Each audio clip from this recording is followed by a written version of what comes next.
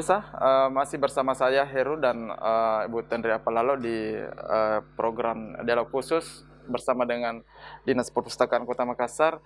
Bunda, di sesi terakhir ini soal koleksi buku yang dikelola oleh Dinas Perpustakaan Kota Makassar. Apakah itu sudah cukup atau seperti apa? Belum. Nah, koleksi buku saya itu data terakhir 101.112.365. 100.000 lebih, ya. 101.112.365. Khusus perpustakaan yang ada di sini, ini ada 28.312 yang ada di sini. 28.000 lebih ya, saya tidak mengerti ekornya, pokoknya 3 sekian. Nah, yang 100.000 lebih itu tersebar di perpustakaan sekolah, perpustakaan kelurahan kecamatan, dan di sini. Jadi koleksi yang ada sekarang ini kami akan dalam proses kami masukkan ke aplikasi InList Lite namanya. InList Lite. Itu digital atau gimana? Digital. Jadi nanti ini perpustakaan akan dikelola secara modern, menyerupai kalau Anda pergi ke toko buku. Kita tinggal mengecek ada bukunya, menyetor kartunya juga sudah digital, langsung diambil bukunya. Terus dan itu nanti kartu perpustakaan bisa Anda ambil buku di Jakarta, mengembalikannya di Makassar. Oh, gitu itu ya? Prosesnya nanti itu akan begitu arahnya ke perpustakaan modern. Itu targetnya Bunda Tendri 2022? Targetnya Perpustakaan Nasional Pak Sarip Bando yang saya akan copyright ke sini. Saya akan implementasikan. Insya Allah ini nanti kalau kita pindah di kerung-kerung perpustakaan lantai 4 itu sekarang sudah 92, sekian persen pembangunannya. Sudah 90, jadi sedikit lagi. Jadi kalau pindah, makanya memang saya membutuhkan waktu yang lama. Bagaimana karena saya membangun baru. Bagaimana menjadikan wajah perpustakaan Makassar ini gambaran kota dunia. Kami mau target menjadi perpustakaan terbaik. Makanya dari sisi pengelolaan mau ke Jakarta berguru ya? Berguru itu setiap saat. Sejak saya pindah ke sini saya berguru terus. Gitu. Karena ini ilmu baru. Saya malah sering berdiskusi dengan pustakawan, berdiskusi dengan pegawai-pegawai lama karena ini pekerjaan keahlian. Jadi setiap orang adalah guru dan di setiap tempat adalah sekolah. Termasuk di perpustakaan kecamatan itu dan perpustakaan kecamatan itu juga kan harus dikelola dengan rapi.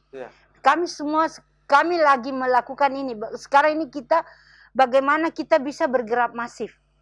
Masing-masing orang menata perpustakaannya. Di setiap rumah yang bagus itu kan selalu dia kelihatan akunya baru ada kalau dia punya perpustakaan.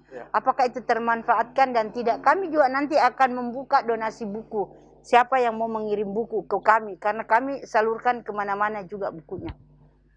Di kampus-kampus kan biasanya kalau mahasiswa itu akan selesai, mereka menyetor 2 buku. Nah, seperti apa metode donasi buku yang akan kalau kami tidak. Kalau kami ini menginformasikan kepada masyarakat, mereka yang punya buku dan masih bisa buku kan itu tidak pernah matinya. Betul. Dinosikan ke sini, kemudian kami catatkan, kami umumkan ke publik bahwa kami ada juga orang yang baru-baru ini kami mendapat donasi buku dari pegawai PLN. Alumni luar negeri, ibunya banyak sekali buku literatur bahasa Inggris yang dikirimkan. Kemudian kami juga mendapat donasi dari penulis tentang cerita Toriolo. Justru ini yang memberi kami adalah orang bule, mahasiswa dari luar negeri. Bisa sampai orang. Mungkin dia tertarik kemudian memperbanyak buku ini, kemudian menyumbangkan ke kami dengan amanah. Tolong ini ibu salurkan ke sekolah-sekolah SD. Bu, di kecamatan itu, kelurahan itu kan kita masih jarang melihat orang banyak membaca di situ.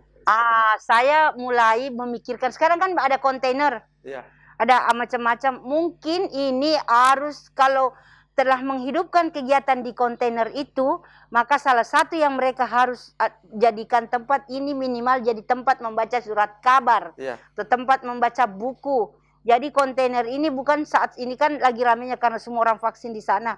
Bagaimana misalnya kalau vaksin sudah berakhir, Kan ini maunya Bapak DP ini, Pak Wali Kota, ini menjadi pusat aktivitas sosial di kecamatan itu, di kelurahan itu. Nah, salah satunya sasaran kami, nah kami mau bawakan buku-buku, pojok buku misalnya di situ. Terintegrasi semua ke situ ya? Iya, jadi semua yang ada di otak saya ini, nanti semua tempat itu orang semua membaca. Ya. Bukan hanya aktif dengan HP-nya, bermain-main dengan HP-nya.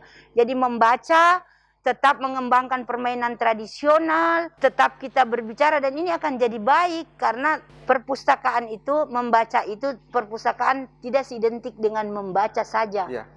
Lihat, dengarkan, baca Ki, lihat, dengarkan, kerja Ki. Jadi itu ada transformasi.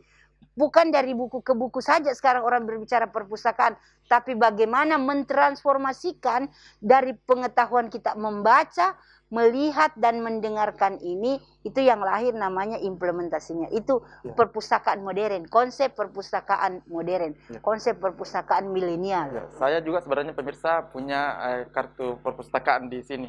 Oh ya. Saya salah satu yang langsung akses di HP untuk membaca digital.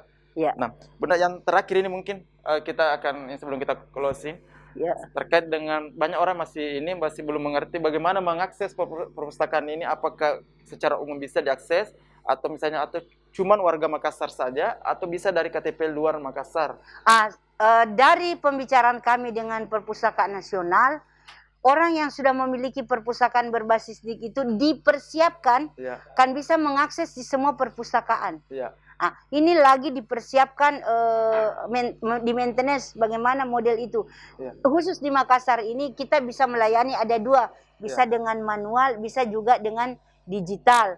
Walaupun koleksi digital kami belum banyak, masih di atas, masih ribuan lah. Kalau ini sekarang di Inlislai kami sudah menginput buku hampir 10.000. Sudah 8.000 sekian. Tapi akan terus terus akan kami menginput sampai kami menghabiskan judul di sini yang menurut catatan manualnya ada 28.000. Tapi total koleksi buku yang ada di semua perpustakaan kami 112.365. 112.365. Ya, Bunda, closing statement, pesan terakhir sebelum kita tutup perjumpaan kita di dialog ini. Ya,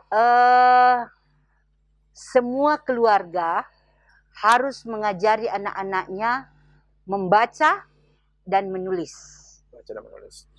Karena mengajari anak-anak membaca dan menulis di masa kecil itu namanya mengajari anak-anak jujur pada dirinya sendiri.